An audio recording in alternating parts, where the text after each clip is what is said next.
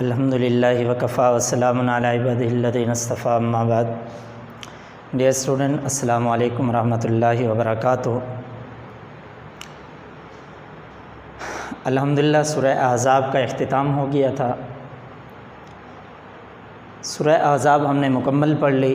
الفاظ معنی، مشقی سوالات. 20 نمبر لیکچر کے اندر اس کا اختتام ہوا تھا کل، کیونکہ اس کی 73 آیات تھی. آگے اس کے بعد جو ہم نے ساتھ میں احادیث شروع کی تھی تو وہ بھی 10 مکمل ہو گئی تھی. ہم نے سورہ احزاب بھی مکمل کر لیا اور 10 احادیث بھی ساتھ پڑھ لی تھی. آگے ہمارا جو سلیبس رہتا ہے وہ موضوعاتی مطالعہ ہے. موضوعاتی مطالعہ کے ساتھ سورہ الممتحنہ. تو اس وجہ سے آج کا لیکچر جو ہے اسلامیات کا وہ سورہ الممتحنہ کے متعلق کہ سورت کا نام کیا ہے، سورت کی آیات کتنی ہیں، اس کی وجہ تسمیہ کیا ہے، شان نزول اس کا کیا بیان ہوا ہے. تو آج ہم وہی ذکر کریں گے اس کیا ہے لیکچر کے اندر. اس سورت کا نام کیا ہے؟ سورہ الممتحنہ. پہلے میں نے یہ ہے اوپر لکھ دیا سورہ الممتحنہ. پہلا ہے کہ سورت کا نام، دوسرا ہے مقام نزول کے کس جگہ پر یہ نازل. تیسری بات اس میں آیات کتنی ہیں. چوتھی بات اس کے اندر رکوع کتنے ہیں. تو آئیے شروع کرتے ہیں. سورت الممتحنہ. سورت کا نام کیا ہے؟ الممتحنہ. مقام نزول یہ مدینہ کے اندر نازل ہے. ویسے میں آپ کو بتاؤں، اکثر ہم دیکھتے ہیں کہ مکی اور مدنی کی جو آیات ہوتی ہیں، ویسے یا ایھا الناس، یا ایھا الذین آمنوا، آمنو جس جگہ پر بھی جس صورت کے اندر آ جاتا ہے تو آپ سمجھ لو کہ یہ مدینہ کے اندر نازل ہے، کیونکہ ایمان والوں کو مخاطب کیا جا رہا ہے. یا ایھا الناس، لوگوں، اے لوگوں کہہ کر مخاطب کیا جا رہا ہے. تو مکی صورت کی وہ ہوگی. تو کیا ہے مقام نزول اس صورت کا؟ کیا ہے؟ مدینہ ہے. صورت کا نام الممتحنہ. مقام نزول کے کس جگہ پر یہ نازل ہوئی؟ مدینہ منورہ کے اندر نازل. اس کی آیات جو ہیں وہ 13 ہیں. اور سورہ الممتحنہ کے اندر جو رکوع ہیں وہ کتنے ہیں؟ 2. زمان نزول کیا ہے کہ یہ سورہ صلح حدیبیہ اور فتح مکہ کے درمیانی عرصہ میں نازل ہوئی.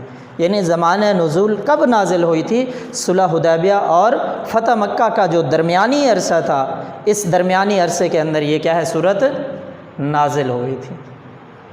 سورت کا نام بھی بتا دیا، مقام نزول بھی بتا دیا، آیات بھی بتا دی، رکوع بھی بتا دیے. آگے زمانہ نزول کے کس زمانے کے اندر، کس عرصے کے اندر، تو وہ کیا ہے صلح حدیبیہ اور فتح مکہ کا جو درمیانی عرصہ ہے اس کے اندر یہ سورت نازل ہوئی تھی، سورہ الممتحنہ. اب سورت کی وجہ تسمیہ دیکھیں. کہتے ہیں اس سورت کا نام سورہ الممتحنہ اس وجہ سے رکھا گیا کہ اس میں مکہ مکرمہ سے ہجرت کر کے مدینہ آنے والی عورتوں کے ایمان کی جانچ پڑتال کا حکم ہے. یعنی مکہ مکرمہ سے ایمان لے کر مدینہ کی طرف آنے والی جو عورتیں ہوں گی ان کا امتحان لینے کا ذکر ہے، یعنی ان کے ایمان کی جانچ پڑتال کا حکم ہے. اس صورت میں فامتحنوہن کا لفظ استعمال ہوا ہے جس کے معنی ہے بس تم ان عورتوں سے کیا کرو؟ ان عورتوں کا امتحان لے لو. یہ سورہ الممتحنہ کی آیت نمبر 10 میں ہے شاید کہ تم ان عورتوں کا کیا کر لو؟ امتحان لے لو. اور یہ جو ہے، اور اس صورت کا نام فامتحنوہن سے اخذ کیا گیا ہے. آیت نمبر 10 ہے، فامتحنوہن سے اخذ کیا، جو اس صورت کی آیت نمبر کیا ہے؟ 10 میں کیا ہے موجود ہے. وجہ تسمیہ کیا بتی؟ اس صورت کا نام سورہ الممتحنہ اس وجہ سے رکھا گیا کہ مکہ مکرمہ سے ہجرت کر کے مدینہ آنے والی عورتوں کے ایمان کی جانچ پڑتال کا حکم دیا ہے. کیوں؟ اس صورت میں فامتحنوہن کا لفظ استعمال ہوا ہے جس کے معنی کیا ہوں گے؟ پس تم ان عورتوں کا کیا کر لو؟ امتحان لے لو، ان ایمان کی جانچ پڑتال کر لو. تو اس صورت کا نام کیا ہے؟ فامتحنوہن کے لفظ سے اخذ کیا گیا ہے، اور فامتحنوہن کا لفظ جو ہے اس صورت کی آیت نمبر 10 کے اندر ہے. تو نام بھی بتا دیا، مقام نزول بھی، آیات بھی، رکوع بھی، زمانہ نزول بھی، وجہ تسمیہ بھی.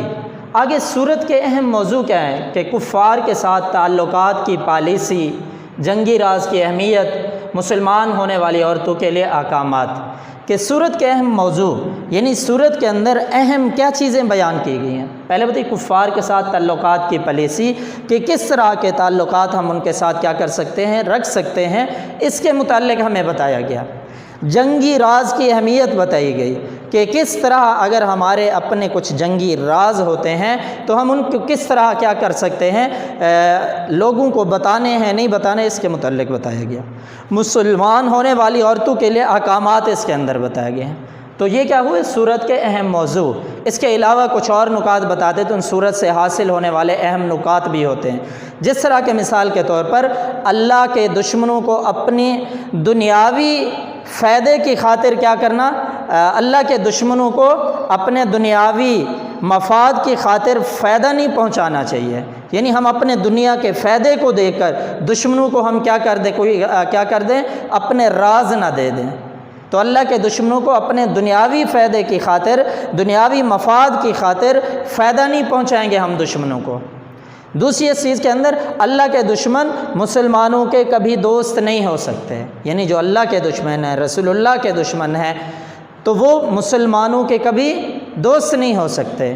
اسلام قبول کرنے والی عورتیں کفار کو واپس نہیں لوٹائے جائیں گے۔ اس صورت کے اندر اور بھی بہت ساری چیزیں تھیں کہ اگر مکہ سے ہجرت کر کے ایمان لے کر ہجرت کر کے مدینہ میں عورتیں آ گئی ہیں تو ان کو واپس نہیں کیا جائے گا۔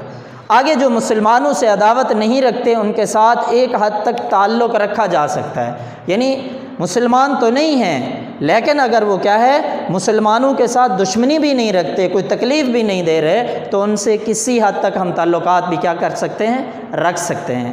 آگے اسلام قبول کرنے والی عورتیں درج ذیل باتوں کا ہم سے عہد کریں گی، ہم سے معاہدہ کریں گی، اس کی پاسداری کرنا لازمی ہوگا کہ جو مکہ سے ایمان لے کر مدینہ کی طرف ہجرت کرنے والی عورتیں ہوں گی وہ شرک نہیں کریں گی۔ دوسری کیا ہے، اولاد کو قتل بھی نہیں کریں گی۔ تیسری بات اس کے اندر ہے بہتان بھی نہیں لگائیں گی، نیکی کے کاموں میں نافرمانی بھی نہیں کریں گی۔ یہ جو ہیں سورت سے حاصل ہونے والے اہم نکات ہیں، یہ بھی کیا کرنے ہیں، دیکھ لینے ہیں۔ آگے ہے شان نزول۔ کہتے ہیں آپ علیہ الصلاۃ والسلام جب کسی مہم پر جانے کا پروگرام بناتے، کسی مہم پر جاتے تو آپ صلی اللہ علیہ وسلم اسے خفیہ رکھتے تھے، یعنی اس مہم پر جو پروگرام ہوتا تھا اسے خفیہ رکھتے۔ کس وجہ سے؟ تاکہ دشمنان اسلام کو تیاری کا موقع نہ مل سکے۔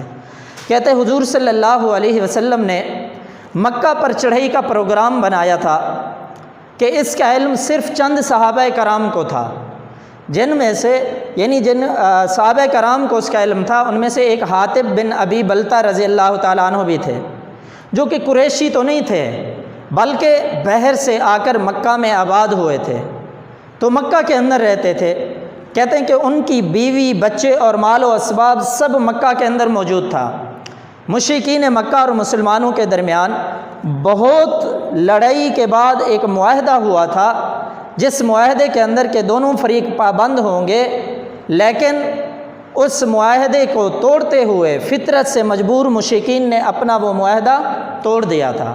یعنی جو مشرکین اور مسلمانوں کے درمیان بڑے عرصے کے بعد ایک معاہدہ ہوا تھا تو فطرت سے مجبور آ کر مشرکین نے اس اپنے معاہدے کو کیا کر دیا تھا، توڑ دیا۔ جب آپ علیہ الصلاۃ والسلام کو یہ خبر ملی تو حضور صلی اللہ علیہ وسلم نے اللہ رب العزت سے دعا کی۔ کیا دعا کی؟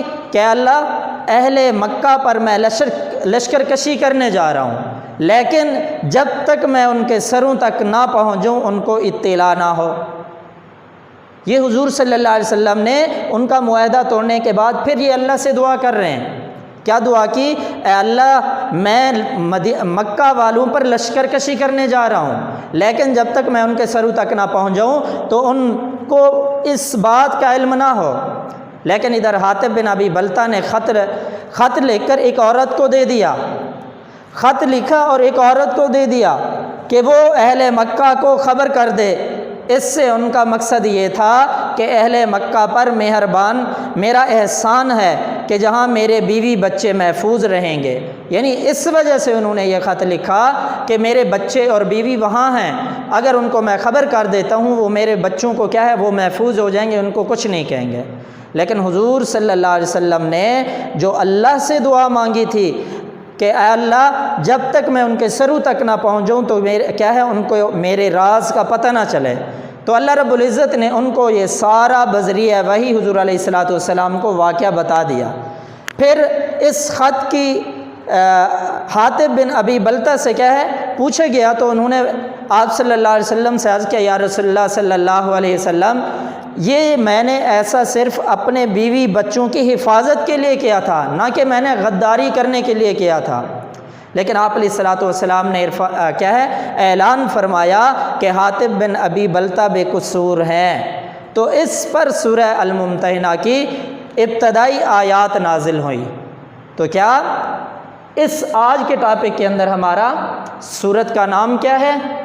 سورہ الممتحنہ۔ مقام نزول مدینہ کے اندر نازل ہوئی، آیات 13 ہیں، رکوع 2 ہوئے۔ زمانہ نزول یہ سورت صلح حدیبیہ اور فتح مکہ کے درمیانی عرصے کے اندر نازل ہوئی۔ آگے کیا ہے وجہ تسمیہ۔ وجہ تسمیہ میں نے آپ کو بتا دیا، سورت کے اہم موضوع اور اس سے اخذ ہونے والے موصول ہونے یعنی سورت سے حاصل ہونے والے اہم نکات بھی میں نے آپ کو بتائے ہیں۔ آگے کیا ہے شان نزول۔ شان نزول ابھی آپ کو میں نے کیا کر دیا بتا دیا۔ کوشش کرنی ہے اس کا MCQs کے اندر سورت کا نام اکثر پوچھا جاتا ہے۔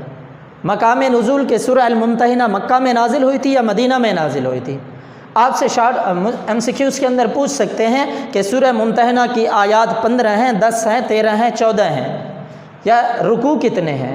ان چیزوں کو لازمی کوشش کرنی ہے۔ اور اس کے کیا ہے زمانہ نزول کب تھا کہ یہ کب نازل ہوئی تھی، آپ اس کو لازمی دیکھ لینا ہے۔ یہ سورہ صلح حدیبیہ اور فتح مکہ کے درمیانی عرصہ کے اندر کیا ہوئی تھی نازل ہوئی تھی۔ وجہ تسمیہ، وجہ تسمیہ ایک مرتبہ پھر دیکھ لیں کہ وجہ تسمیہ کے اندر اس سورت کا نام کیا تھا الممتحنہ۔ کس وجہ سے اس لیے رکھا گیا کہ اس میں مکہ مکرمہ سے ہجرت کر کے مدینہ آنے والے عورتوں کے ایمان کی جانچ پڑتال کا ہمیں حکم دیا جا رہا ہے۔ اس صورت میں فامتحنوہن کا لفظ استعمال ہوا ہے، جس کے معنی کیا ہے پس تم ان عورتوں کا امتحان لو، ان کی جانچ پڑتال کرو۔ تو فامتحنوہن کا لفظ جو ہے اس سے اخذ کیا گیا ہے، جو اس صورت کی آیت نمبر کیا ہے 10 میں آیا ہے۔ تو اس وجہ سے اس صورت کا نام بھی کیا رکھا گیا الممتحنہ۔ صورت کے اہم موضوع کفار کے ساتھ تعلقات کی پالیسی ہو جائے گی، جنگی راز کی اہمیت ہو جائے گی، مسلمان ہونے والے عورتوں کے لیے احکامات باقی کہ آپ صلی اللہ علیہ وسلم جب کسی مہم پر جانے کا ارادہ فرماتے تو اس راز کو خفیہ رکھتے تاکہ دشمنان اسلام کو تیاری کا موقع نہ ملے۔ تو یہی اس وجہ سے نازل ہوئی تھی کہ حاطب بن ابی بلتہ نے جب یہ کیا کہ یہ خبر مکہ والوں کو پہنچی، انہوں نے تو اپنے بچوں کو محفوظ کرنا تھا، لیکن اللہ نے وحی کے ذریعے سے یہ سارا واقعہ حضور علیہ الصلاۃ والسلام کو بتا دیا۔ جب حضور صلی اللہ علیہ وسلم نے حاطب بن ابی بلتہ سے پوچھا تو انہوں نے کہا یا رسول اللہ صلی اللہ علیہ وسلم میں غدار نہیں ہوں، میں نے اپنے بیوی اور بچوں کی حفاظت کے لیے یہ کیا۔ تو حضور صلی اللہ علیہ وسلم نے کیا فرمایا حاطب بن ابی بلتہ کیا ہیں بے قصور ہیں، اور اس پر سورہ الممتحنہ کی ابتدائی آیات نازل ہوئی۔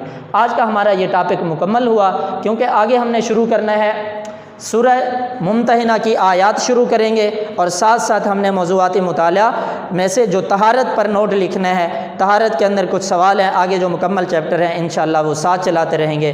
تو آج کا ہمارا ٹاپک یہ مکمل ہوا، اس کو صحیح طریقے سے اپنے پاس محفوظ کر لینا ہے، لکھ لینا ہے۔ اللہ تعالیٰ اس پر عمل کرنے کی توفیق عطا فرمائے۔ السلام علیکم ورحمۃ اللہ وبرکاتہ۔